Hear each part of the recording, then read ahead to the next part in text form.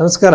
ಜ್ಯೋತಿಷ್ಯ ಹತ್ರ ಹೋದಾಗ ಜ್ಯೋತಿಷ್ಯರು ಏನು ಮಾಡ್ತಾರೆ ಅಂತಂದ್ರೆ ನೀವು ಕೊಟ್ಟಿರೋ ಬರ್ತ್ ಟೈಮ್ನೇ ಹಾಕ್ಬಿಟ್ಟು ನಿಮ್ಮ ಜಾತಕ ಹೇಳ್ತಾರೆ. ಆ ಥರ ಹೇಳ್ಬೋದಾ? ಯಾವುದೇ ಕಾರಣಕ್ಕೂ ಅದನ್ನು ನಂಬಬೇಡಿ. ಯಾಕೆಂತಂದರೆ ನ್ಯೂಮರಾಲಜಿ ಅಂತ ಹೇಳ್ತಾರೆ, ಒಂದೇ ದಿನದಲ್ಲಿ ಎಷ್ಟು ಲಕ್ಷಾಂತರ ಜನ ಹುಡ್ತಾರೆ, ಸಾವಿರಾರು ಜನ ಹುಡ್ತಾರೆ. ಅವ್ರ ಜಾತಕ ಒಂದೇ ಥರ ಇರೋಲ್ಲ. ಯಾವುದು ಬೇಡ, ಅವಳಿ ಜವಳಿ ಮಕ್ಕಳ ಜಾತಕದಲ್ಲಿ ಕೇವಲ 2 ಮಿನಿಟ್ಸ್ ಡಿಫ್ರೆನ್ಸ್ ಇರುತ್ತೆ.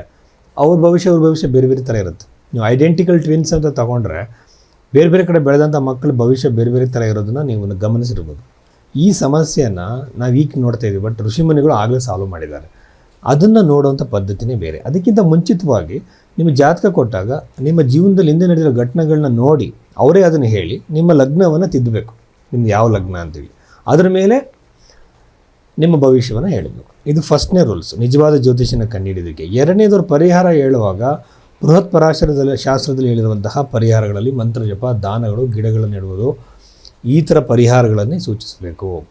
ಇಲ್ಲಿ ಯಾವುದ್ಯಾವುದೋ ಪೂಜೆಗಳು ಏನಿದೆ, ಕಾಳಸರ್ಪ ದೋಷ ಅನ್ನುವಂಥದ್ದು ಏನೇನೋ ಪೂಜೆಗಳು ಏನೇನು ಹೇಳ್ತಾ ಇದ್ದಾರೆ, ಅದು ಯಾವುದೋ ಜ್ಯೋತಿಷದಲ್ಲಿ ಇಲ್ಲ. ಮಂತ್ರ ಜಪಗಳನ್ನು ನೀವೇ ಮಾಡ್ಕೋಬೋದು. ಇಷ್ಟೇ ಸಿಂಪಲ್ ಇದು. ಮತ್ತು ನಮ್ಮ ಹಣೆ ಬರೋನು ಯಾರು ಬದಲಾವಣೆ ಮಾಡೋಕ್ಕಾಗಲ್ಲ. ನಮ್ಮನ್ನು ಕೋಟ್ಯಾಧಿಪತಿಗಳು ಮಾಡೋಕ್ಕಾಗಲಿ ಇನ್ನೊಂದು ಮಾಡೋಕ್ಕಾಗಲಿ ಯಾರಿಂದ ಸಾಧ್ಯ ಇಲ್ಲ. ಯಾಕೆ ಅಂದರೆ ಕರ್ಮಫಲ ಅನ್ನೋದು ಒಂದಿದೆ. ಇದರಲ್ಲಿ ದೃಢಕರ್ಮ ಅದೃಢ ಕರ್ಮ ಅನ್ನೋದನ್ನ ಬಿಟ್ಟರೆ ಸಂಚಿತ ಕರ್ಮ, ಪ್ರಾರಬ್ಧ ಕರ್ಮ, ಕ್ರಿಯಾಮಾನ ಕರ್ಮ. ಕ್ರಿಯಾಮಾನ ಕರ್ಮದಲ್ಲಿ ಮಾತ್ರ ನಮಗೆ ನಮ್ಮ ಕೈಯಿಂದ ಸಾಧ್ಯ ಕೆಲವು ಬದಲಾವಣೆ ಮಾಡ್ಕೊಳ್ಳೋದಕ್ಕೆ.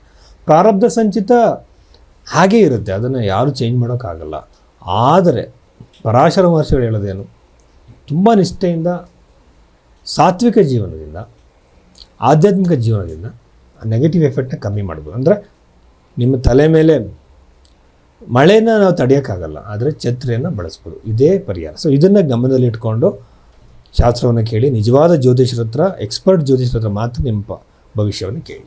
ತುಲಾರಾಶಿಗೆ ಸಂಬಂಧಪಟ್ಟಂತೆ ಈ ವಾರದಲ್ಲಿ ಇರುವಂತಹ ಘಟನೆಗಳ ಬಗ್ಗೆ ನಾವು ನೋಡೋದಾದರೆ ಬಹಳ ಮುಖ್ಯವಾಗಿ ಅವ್ರು ಗಮನಿಸಬೇಕಾಗಿರುವಂಥದ್ದು, ರಾಶ್ಯಾಧಿಪತಿಯಾಗಿರುವಂಥ ಶುಕ್ರ ಗ್ರಹ 12ನೇ ಮನೆಯಿರುವಂಥ ಸ್ವಲ್ಪ ದಿನಗಳಲ್ಲಿ ಬದಲಾವಣೆ ಆಗ್ತಾರೆ. ಇದು ಒಳ್ಳೆಯದಲ್ಲ.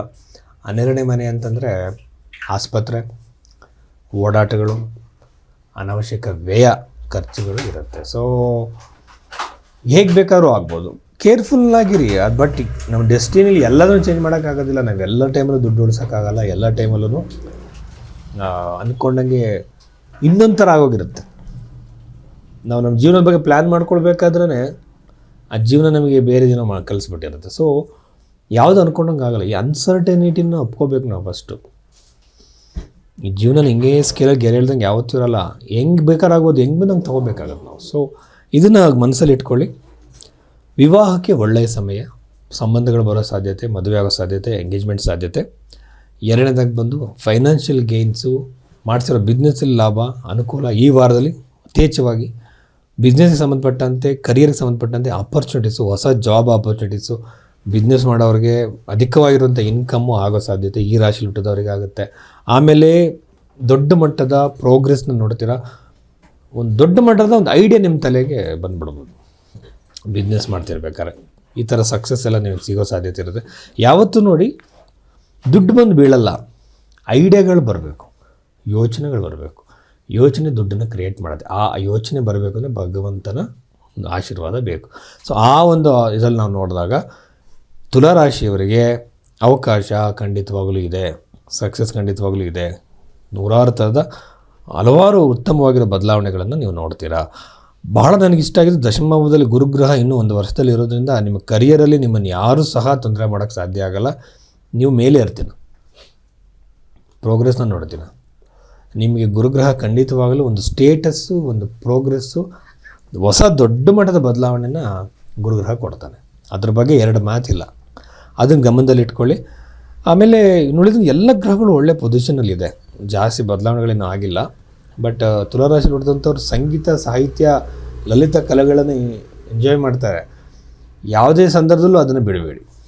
ಕಲೆಗಳು ನಮ್ಮ ಮನಸ್ಸನ್ನು ಅರಳಿಸುತ್ತೆ ಅಲ್ವಾ. ಕಲೆಗಳ ಬಗ್ಗೆ ಗಮನ ಇರಲಿ, ಮ್ಯೂಸಿಕ್ನ ಕೇಳೋದ್ರ ಕಡೆ ಗಮನ ಇರಲಿ. ಬ್ಯುಸಿ ಲೈಫಲ್ಲಿ ನಮ್ಮ ಮನಃಶಾಂತಿನ, ಸಂತೋಷವನ್ನು ನಾವು ಕಳ್ಕೊಬಾರ್ದು. ನಮಸ್ಕಾರ. ಆಮೇಲೆ ಈ ಜಾತಕ ನೋಡೋ ವಿಧಾನ ಇದೆಯಲ್ಲ, ಒಂದು ಜಾತಕ ತೆಗೆದುಕೊಂಡ್ವಿ, ಟೈಮ್ ರೆಕ್ಟಿಫೈ ಮಾಡಿದ್ವಿ, ಲಗ್ನವನ್ನು ಕಂಡುಹಿಡಿದ್ವಿ, ಆಮೇಲೆ ಫಲ ನಿರೂಪಣೆ ಮಾಡೋಕೆ ಹೊರಟಾಗ ಆ ಜಾತಕನಿಗೆ ಆಗುವಂಥ ದಶೆನ ಅಪ್ಲೈ ಮಾಡಬೇಕು. ಇದಕ್ಕೆ ಕಂಡೀಷನಲ್ ದಶೆ ಅಂತಾರೆ. ದ್ವಿಸಪ್ತತಿ ಸಮದಶ ಅಂತ ಹೇಳಿದ್ದಾರೆ. ಈ ಥರ ಕಂಡೀಷನಲ್ ದಶೆಗಳಿದೆ, 48 ದಶೆಗಳಿದೆ.